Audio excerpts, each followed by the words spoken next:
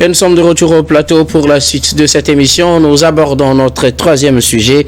Nous parlons à présent du Nigeria où les enlèvements de masse continuent. Plusieurs dizaines de personnes enlevées ces derniers jours ou ces dernières semaines au Nigeria. Le phénomène prend de l'ampleur. Nous en avions parlé il y a cela quelques semaines. Mais le phénomène, comme je le dis, prend de l'ampleur et pratiquement la semaine dernière, on a annoncé des enlèvements de masse dans plusieurs États. Dans l'État de Kaduna, on avait noté la disparition d'une soixantaine de personnes. Quelques jours plus tôt, c'était environ 300 élèves qui ont été enlevés dans un autre État. Et puis finalement, le Nigeria fait face à ces groupes armés ou ces bandits armés qui enlèvent des gens contre rançon, ou des fois, c'est des gens qui disparaissent par le fait des groupes terroristes ou des, je sais pas... Finalement, les gens disparaissent. Parfois, on ne sait même pas qui les enlève. Parfois, on sait que c'est des groupes terroristes qui les enlèvent. Parfois, c'est des gangs armés qui les enlèvent pour rançon. L'insécurité prend vraiment du terrain au Nigeria. On ne sait plus finalement que dire de la situation, mais nous allons quand même nous interroger.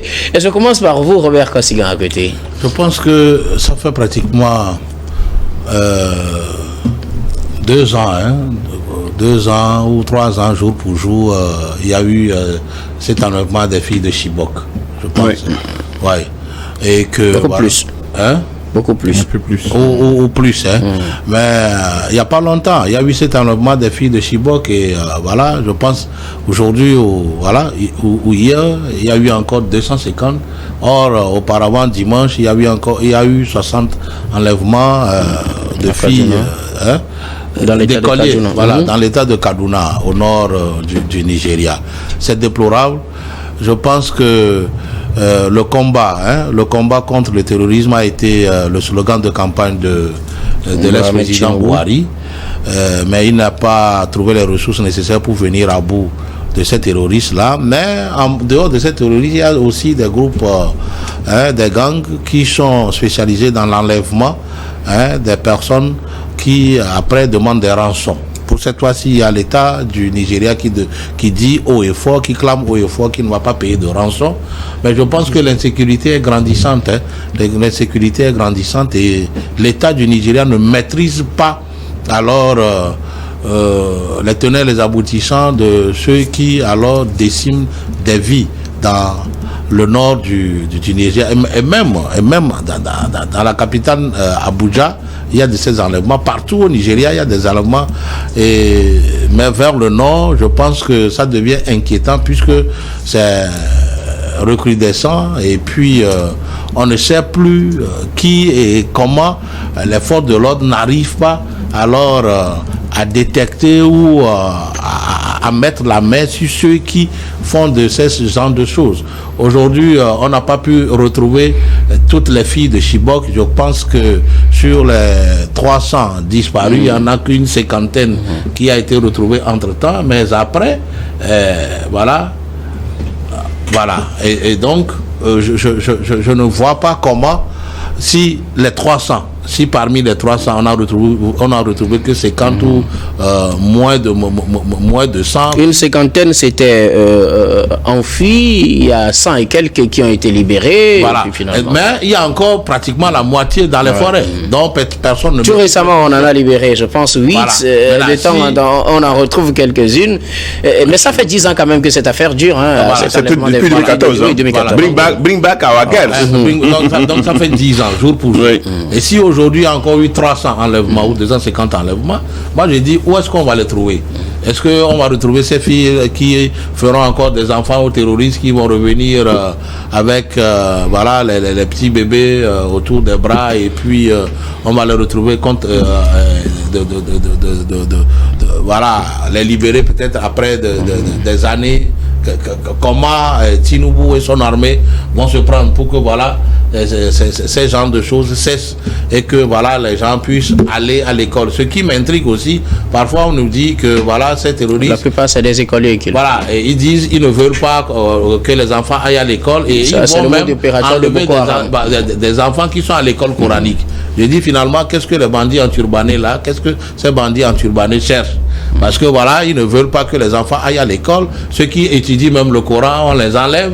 Ceux qui vont à l'école occidentale, on les enlève. Finalement, on met tout le monde dans le panier et après on demande des rançons. Ce n'est pas responsable. Que fait l'armée du Nigeria? L'armée du Nigeria fait quoi?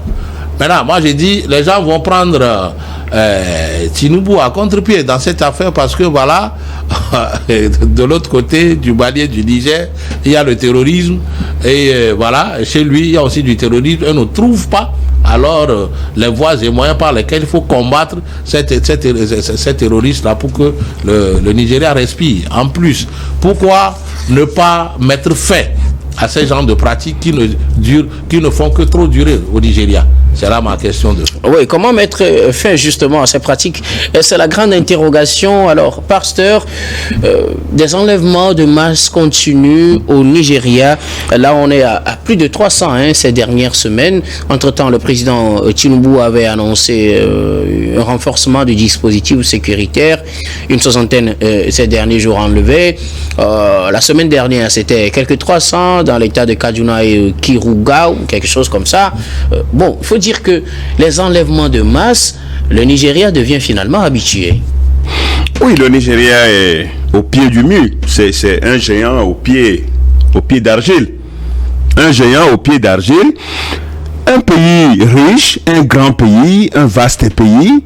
Le plus je crois, c'est le pays le plus en titre de population, je vous l'ai dit, hein, de l'Afrique de l'Ouest. De l'Afrique de l'Ouest, la plus grande population, immensement riche, un pays anglophone qui finalement s'est franconisé et puis rentre dans cette affaire qui s'est francophonisé au niveau de leadership et apparemment ne peut plus tirer alors qu'on attendait que le Nigeria tire les autres pays vers le haut, mais aujourd'hui le Nigeria est vers le bas.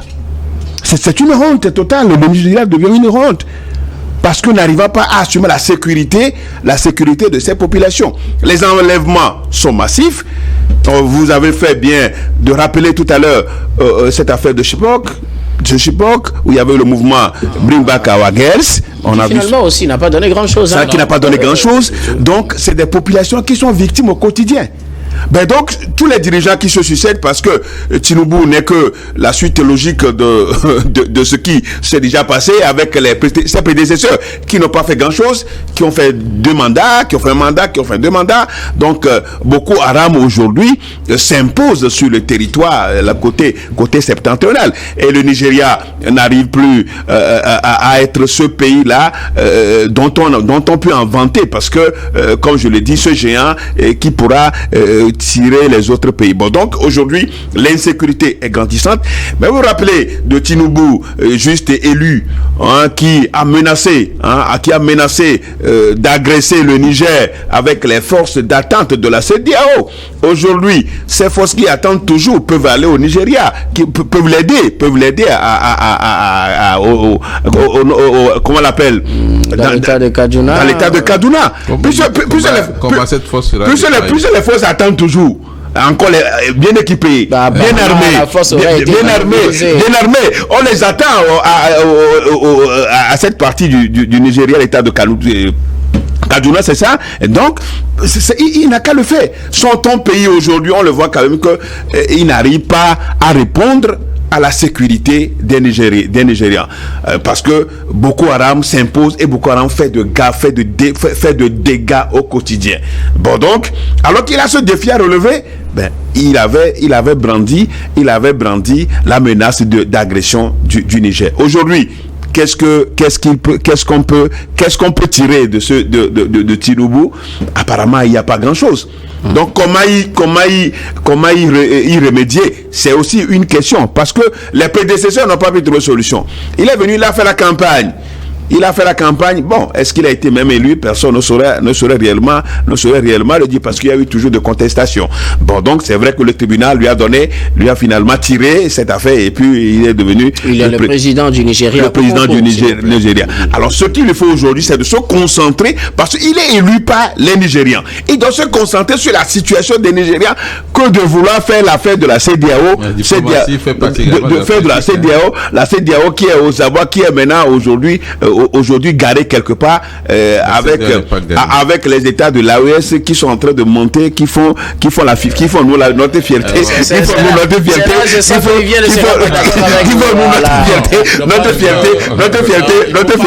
notre fierté aujourd'hui.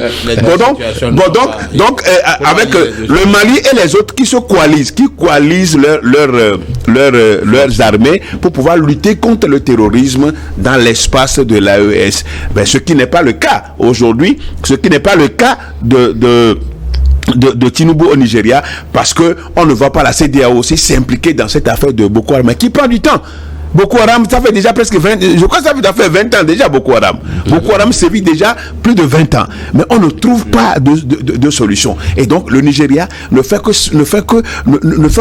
s'enfoncer au quotidien avec l'insécurité qui est grandissante. Donc, aujourd'hui, voilà. Tant que le Nigeria ne va pas bien se porter, la CEDEAO ne va pas aussi bien se porter. On est d'accord. Tant que le Niger ne va pas bien se porter, puis c'est le géant. C'est le géant. C'est la première puissance économique, première puissance militaire même de l'espace. Et donc, tant que le Nigeria sera gangréné par les forces terroristes de Boko Haram, donc vous imaginez ce que ça peut. Donc, aujourd'hui, on donne raison à ces 3 pays de la CEDEAO qui ont accepté se coaliser et pour pouvoir lutter contre le terrorisme. Donc, pour remédier à cela, il va falloir que l'état-major des armées, vous savez, l'état-major, il faut des états généraux des armées du Nigeria, parce que qui apparemment serait tellement corrompu au sein de cette armée, même ceux qui quand vous prenez les forces de Boko Haram, les éléments de Boko Haram, il y a même ils seraient même financés par d'autres officiers, seraient, et donc dans tout ce timbogrio, le Nigeria ne va pas mieux se porter. Donc il va falloir d'ailleurs un dirigeant qui est dynamique, un dirigeant dynamique, Tinubu avec la maladie du sommeil. Tinubu est déjà plus âgé, comparé à ceux qui sont avec Joe Biden, qui sont presque même âge. Donc vous les voyez, vous les voyez déjà. Donc il faut un jeune homme comme celui qui a été le candidat qui a été deuxième aux élections, le jeune candidat là, il devait y avoir, il va falloir. Malheureusement, pasteur, vous n'êtes pas nigérien pour voter pour les Nigériens. Parce que Tinubu, il nous fera qu'un mandat. Donc il faut prier qu'il fasse un mandat et que d'autres présidents, un autre dirigeant arrive pour lutter contre vraiment le Boko Haram qui fait, il faut le rappeler, fait des morts et des enlèvements. Ces jeunes filles là, apparemment, ils deviennent quoi? Ces jeunes filles, plus de 100 encore qui sont portées disparues. Qui sont grossis par rendus en sec par les terroristes. Merci beaucoup, pasteur. Finalement, alors, Emmanuel Vivien Tomi, la situation devient de plus en plus compliquée. 10 ans après l'avènement des filles de Chibok, le Nigeria retourne finalement dans ce scénario d'enlèvement de masse.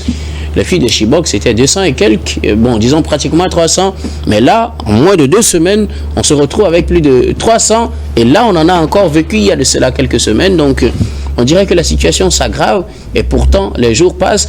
La première puissance démographique du continent, ça aussi il faut le dire, avec plus de 220 millions d'habitants, le Nigeria fait face à des enlèvements de masse très compliqués.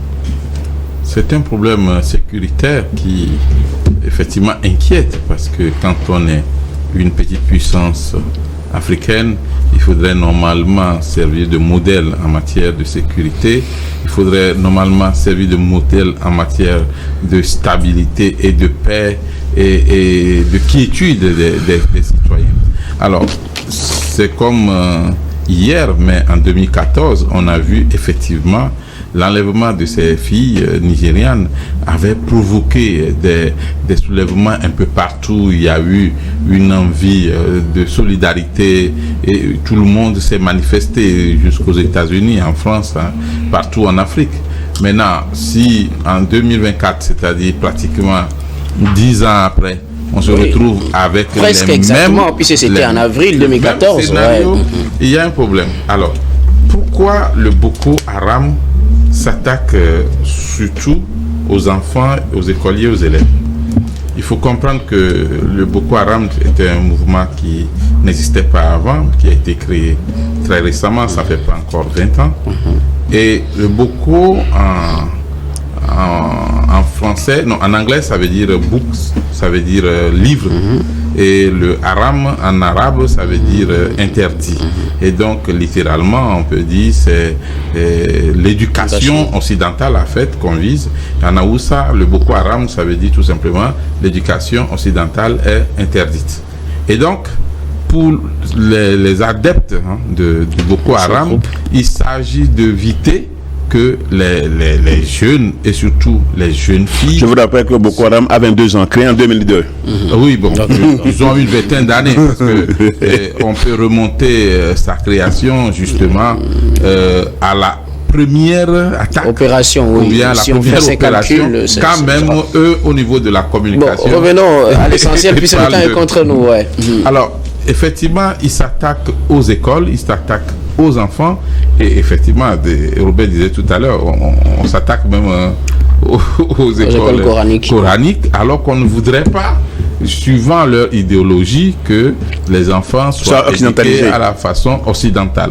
Alors pourquoi on s'attaque aussi aux enfants qui sont éduqués à la façon religieuse? La question se pose. Et on retrouve beaucoup de jeunes filles qui ont pu fuir ou qui sont libérées mais qui sont enceintes ou qui ont des bébés effectivement de ces citoyens monstrueux, pour ne pas dire de ces diables de Boko Haram. Et donc aujourd'hui le Boko Haram est en train de montrer effectivement l'insuffisance ou du moins c'est les carences de la sécurité au niveau de l'État du Nigeria. Et c'est un grand défi qui est lancé au président Tinubu et à son gouvernement. C'est-à-dire que si vous ne pouvez pas assurer la sécurité de vos propres concitoyens, vous ne serez plus respecté à l'extérieur quand vous prenez la parole pour parler des questions sécuritaires. Donc il est très important de revoir le système parce que le Nigeria, comparativement à d'autres pays, notamment du Sahel, le Nigeria a beaucoup de moyens humains, mais aussi des ressources nécessaires. C'est aussi une petite puissance économique. Il y a beaucoup de généraux qui ont été présidents. Ah oui, bien sûr. Et donc, si les militaires, les cerveaux de l'armée qui sont restés au pouvoir pendant longtemps et on n'arrive pas à déceler la source du mal et on ne trouve pas de solution, je crois qu'il y a un problème. Le Nigeria a fait également des efforts en matière informatique dans le domaine du matériel, mais je ne comprends pas pourquoi jusqu'à présent, avec l'abondance aujourd'hui de tout ce qu'il y a comme appareil pouvant survoler effectivement les zones, avec tout ce qu'il y a comme information donnée par les satellites, on n'arrive pas à détecter là où Boko Haram cache ses enfants qu'on enlève. Est-ce qu'on ne décourage pas les parents pour envoyer leurs enfants à l'école, parce que ta fille peut aller à l'école au Nigeria et ne plus revenir, tu vas juste attendre les nouvelles à la télé ou à la radio. Il est très important que le gouvernement du Nigeria se ressaisisse, il essaie de revoir son système sécuritaire, que des enquêtes soient vraiment menées, que de vrais enquêteurs, ceux qui peuvent faire l'investigation, soient sur le terrain pour qu'on puisse couper le mal à la racine, parce que si on laisse un terrain à Boko Haram ou à d'autres terroristes, on dit chez nous en Afrique, on élève les animaux, mais on n'élève pas les serpents dans sa maison. Merci beaucoup. Quand beaucoup. tu élèves le serpent, un jour tu auras toujours des problèmes avec ce serpent. Merci beaucoup à vous tous pour vos contributions sur ce sujet. Nous allons marquer une nouvelle pause, puis on revient pour la dernière partie de cette émission, dernière partie que nous allons bien évidemment consacrer au Togo.